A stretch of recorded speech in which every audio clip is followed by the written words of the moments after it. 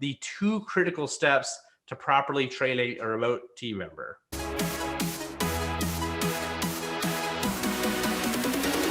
Hi, this is Matthew Tringali with RTM Plus and Home Vault Academy. And Mike, introduce yourself. I'm Mike Sargent. I own HomeQuick, a property management company in Phoenix, Arizona, and also Yes Virtual, who provide outsourcing services to the property management industry nationwide. Awesome. Mike, I'm so glad we're doing this video. So we're going to be doing another video soon that's going to be a real deep dive on how to get started with remote team members and specifically how to train them. But we're just going to give the highlights today. And when you think about the 2 critical steps to properly training a remote team member, 2 critical steps. Sounds good, Matthew. Let's go.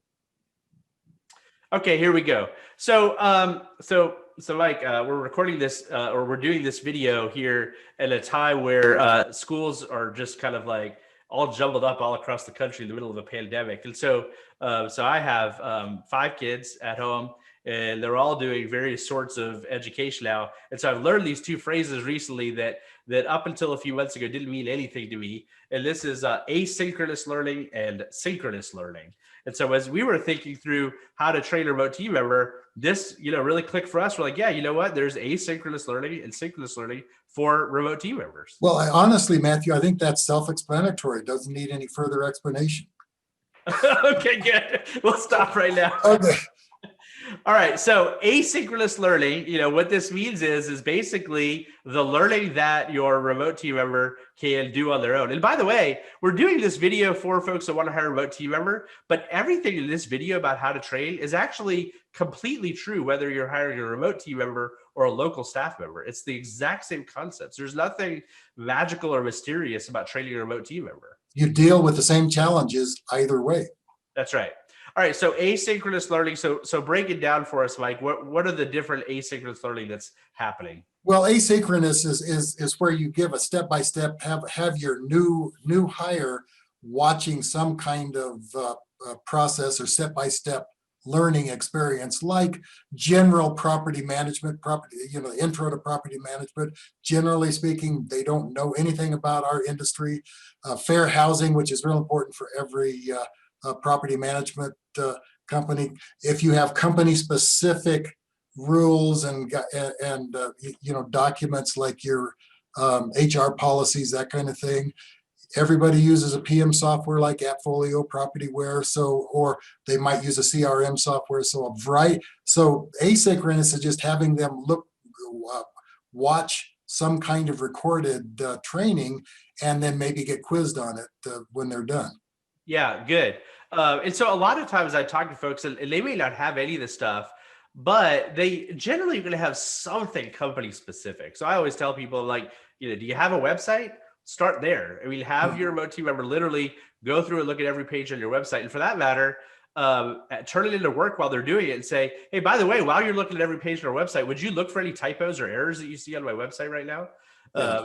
Things like that. And if you have any type of, owner handbook or a process manual, anything like that, I mean, these are all great things to just give to them and have them read. You mentioned one thing, Mike, by the way, it's kind of interesting. You said, a lot of the folks we're hiring don't have any property management related experience. And that's true or not true. Like with RTM Plus, I would say about 50% of the time the folks we're placing do have property management experience. But I always tell people there are pros and cons when you hire somebody with property management experience, because the pro is maybe they'll hit the ground running a little bit quicker and they'll already know the industry lingo and some of the concepts, but they may bring bad habits with them from their other company. Not necessarily bad habits, but just different processes. So if the other company did it ABC and you do the same thing but XYZ, then you got to retrain them anyway and to do it your way. Right. So you'll always have to customize them to your own company approach. That's right. And Mike, you mentioned quizzes. So talk to us a little bit more. What does that look like?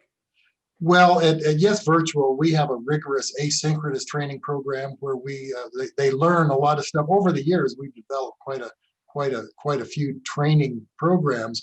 But I mean, in order to make sure they absorb the knowledge, we require quizzes at the end of each lesson that we train, and it reinforces and helps us understand whether they're grasping because there's narration involved in these courses, and there's also written information, and so they've got to grasp and absorb the narration and the written instruction.